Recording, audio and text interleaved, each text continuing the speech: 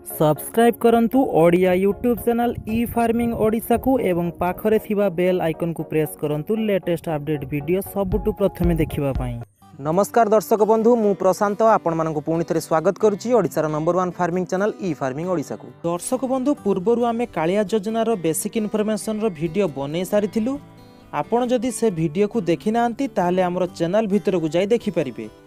आज आमे कालिया योजना विषय संपूर्ण तथ्य नेइकी आसीचु। कालिया योजना अंतर्गत समस्त चाषी केते टंकार सरकारी सहायता पाई परिबे जानिबा पई वीडियोटी को प्रथमरु शेष पर्यंत देखंतु। तेबे दर्शक बंधु, आउ डेरी न करी सीधा चलु जिबा टॉपिक ऊपर को।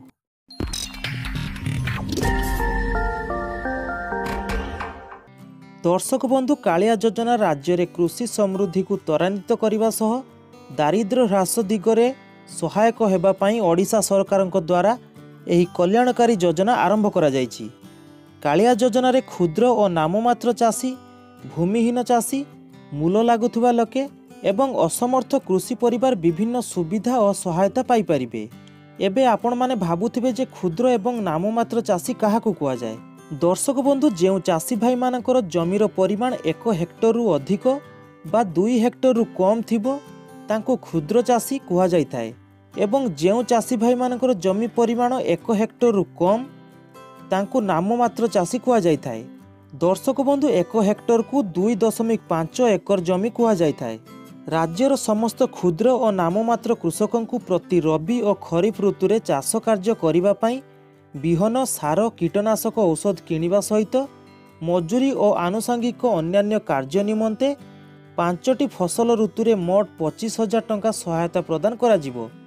सेमिति ग्रामांचल रे भूमिहीन चाषी परिवार पई कृषि भित्तिक आनुषंगिक कार्य यथा क्षुद्र छेली पालन यूनिट, क्षुद्र कुकुड़ा पालन यूनिट, बतक पालन यूनिट, मत्स्यजीवी मानकु माछ धरा उपकरण, छतु चाष, महु चाष इत्यादि निमंते 12,500 टंकार आर्थिक सहायता प्रदान करा जिवार व्यवस्था रही। एही 12,500 टंका केवल भूमिहीन मानकु मिलिबो। जेउ क्षुद्र नाममात्र अथवा भूमिहीन कृषि परिवार वार्धक्य, अक्षमता किंबा रोग द्वारा आक्रांत होई चाष करि पारु नाहांती सेमानंको परिवार को 10,000 टंकार आर्थिक सहायता प्रदान करा जिवो। सेमिति चाषी और भूमिहीन चाषी को मृत्यु बा अक्षमता परे तांकर परिवार सदस्य माने सम्मुखीन हेउथिबा समस्यार समाधान पाई जीवन बीमा सहायतार व्यवस्था मध्य करा जायछि। 18 रु 50 वर्ष बयस मध्य समस्त संचय खाता अधिकारी मानक पाई वार्षिक 2 लाख टंकार जीवन बीमा सुविधा करा जायछि। खरीफ 2019 वर्ष ठारू 50,000 टंका पर्यंत फसल ऋण बिना सुधरे प्रदान करा जिवो। जणे कार्यरत बा अवसर प्राप्त केंद्र अथवा राज्य सरकारक सरकारी कर्मचारी एही सुविधारे अंतर्भुक्त होई परिबे नाही। आयकर देउथुबा कोनोसी कृषक बा तांकर स्त्री एही योजनार अंतर्भुक्त होई परिबे नाही। आपण माने भाबुथिबे जे आपण मानक नाम एही योजनार अंतर्भुक्त करा जायछि कि नाही केमिति जानिबे।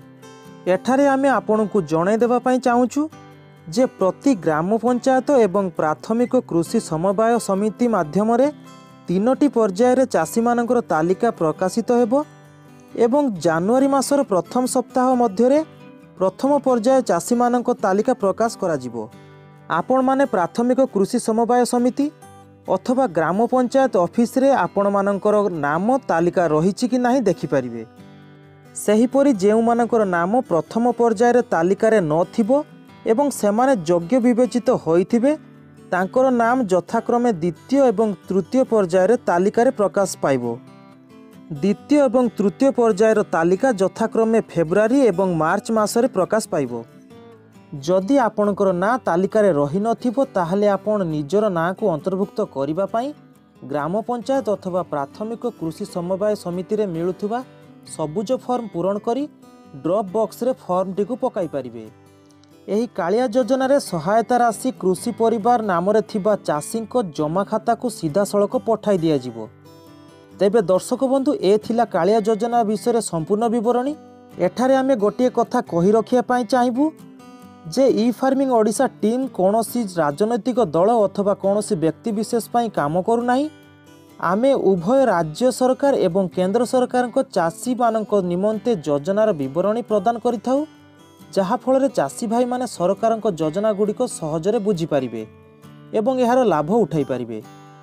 ଏବଂ ଏଥିସହିତ ଆମେ ଚାଷ ସମ୍ବନ୍ଧୀୟ ଭଲ ଭଲ ଟିପ୍ସ ମଧ୍ୟ ପ୍ରଦାନ କରିଥାଉ। ଦର୍ଶକ ବନ୍ଧୁ, ଆଶା କରୁଛୁ ଆଜିର ଭିଡ଼ିଓଟିରୁ ଆପଣଙ୍କୁ କିଛି ନୂଆ ଜିନିଷ ଶିଖିବା ପାଇଁ ମିଳିଥିବ।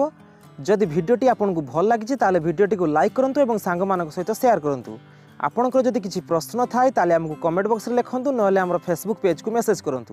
ଫେସବୁକ୍ ପେଜ୍ର ଲିଙ୍କ୍ ମୁଁ ଆପଣଙ୍କୁ ଡେସ୍କ୍ରିପ୍ସନରେ ଦେଇଦେଇଛି। ତେବେ ଦର୍ଶକ ବନ୍ଧୁ, ଆଜି ପାଇଁ ତ ସମୟ ହୋଇଗଲାଣି। ପୁଣି ଦେଖା ହେବ ଆଉ ଏକ ସୁନ୍ଦର ଭିଡ଼ିଓ ସହିତ। ସେତେବେଳେ ଯାଏଁ ରହୁଛି। ନମସ୍କାର, ଜୟ ଜଗନ୍ନାଥ।